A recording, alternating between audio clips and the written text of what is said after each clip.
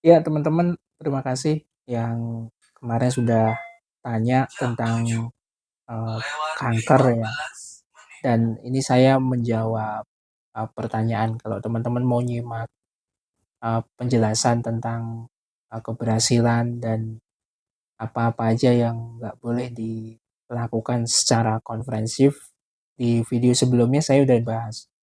Nah, ini video ini saya menjawab dua pertanyaan yang masuk ke email dan ini cukup menarik gitu. Karena ini adalah bicara soal data keberhasilan dari kesembuhan kemoterapi penyakit atau gangguan dari kanker itu sendiri ya. Saya nggak usah jelasin ya eh, kanker itu seperti apa. Di nanti teman-teman bisa cari datanya atau pengertiannya.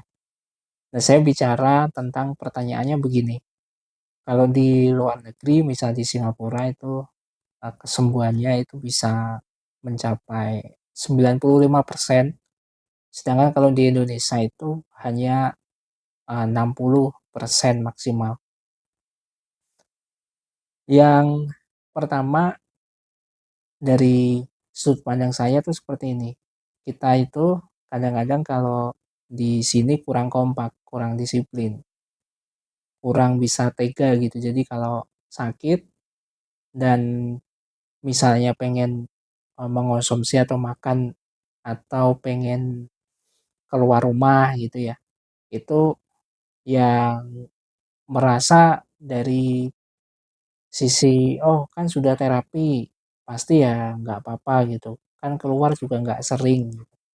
Nah, sedangkan untuk di luar gitu ya, kalau teman-teman berobat di luar negeri, ini juga cerita dari mereka yang sudah menjalani berobat kemoterapi atau penyakit kanker itu berobatkan ke luar negeri.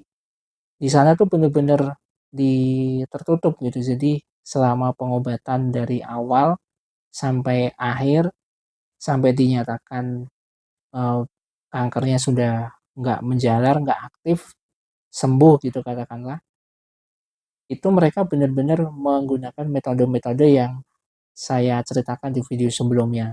Mulai dari makan hanya sekali, masak langsung sekali habis, jadi makan nggak dihangatkan lagi gitu, jadi makan pagi kemudian dihangatkan siang itu enggak, kemudian baju itu sekali pakai, kemudian anduk sekali pakai, seperti itu. Terus alat untuk makan dan lain sebagainya itu hanya satu kali. Nah, itu alasan secara manusia gitu ya, secara ikhtiar, kenapa di luar negeri itu bisa sembuh sampai angkanya itu sampai 95%. Ya karena mereka kompak gitu. Benar-benar tempatnya steril. Karena kan infeksi dalam tubuh ini kita nggak tahu. Dan namanya orang sakit itu tetap ya kita melihatnya sehat gitu ya. Secara stamina, secara kesehatan dalam tubuh kita itu kan naik turun ya, kita nggak tahu. Dan di dalam kondisi yang seperti itu ya sangat sensitif, sangat potensi untuk terpapar dari virus, dari bakteri gitu. Nah, itu jawaban dari pertanyaan yang pertama. Kemudian yang kedua tentang mengonsumsi tahu tempe, kenapa ditemukan malah kondisi yang tadinya sudah sehat itu terjadi drop. Nah, kalau masalah tahu tempe, makanan-makanan yang seperti itu menurut saya relatif ya. Jadi ada orang terpicu dari infeksi itu macam-macam gitu. Yang jelas ya, secara strategi gitu, kita paling gampangnya ya kalau dirasa itu nggak membuat kita nggak nyaman, ya jangan dikonsumsi gitu, dihindari. Karena kita juga nggak tahu apakah benar dari tahu tempe itu yang memicu infeksi dalam tubuh gitu. Kalau bicara prosesnya ya memang kan ada bahan-bahan lain ya di proses untuk membuat tahu tempe itu seperti, ragi dan lain sebagainya itu dikhawatirkan juga ada bakteri yang masuk dan itu mungkin menjadi salah satu pemicu.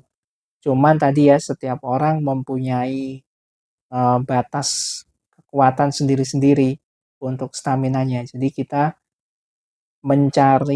meminimalisir gitu. Jadi kita nggak bisa pukul rata kalau tahu tempe itu pemicu infeksinya, tapi kita bisa menghindari kalau memang dirasa itu muncul sensasi, malah drop atau lemes.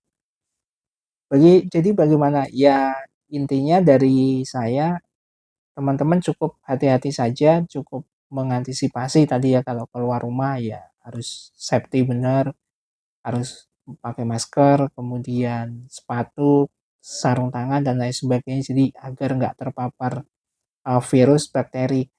Intinya tuh sebenarnya dari situ dan soal makanan, ya cukup bijak saja, cukup saling mengingatkan. Jadi kalau keluarga atau, diri sendiri khilaf gitu, ya cukup minta tolong diingatkan agar, teman-teman yang menjalani kemo itu benar-benar berhasil dan sehat kembali.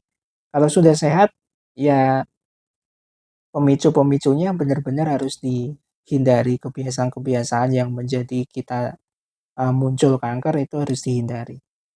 Mungkin itu dari saya menjawab 2 pertanyaan ini mudah-mudahan bisa dipahami. Terakhir, salam sehat tanpa batas. Assalamualaikum warahmatullahi wabarakatuh. Masih dalam pengharapan kita tegak berdiri, menyentuh langit dengan tekad yang tinggi.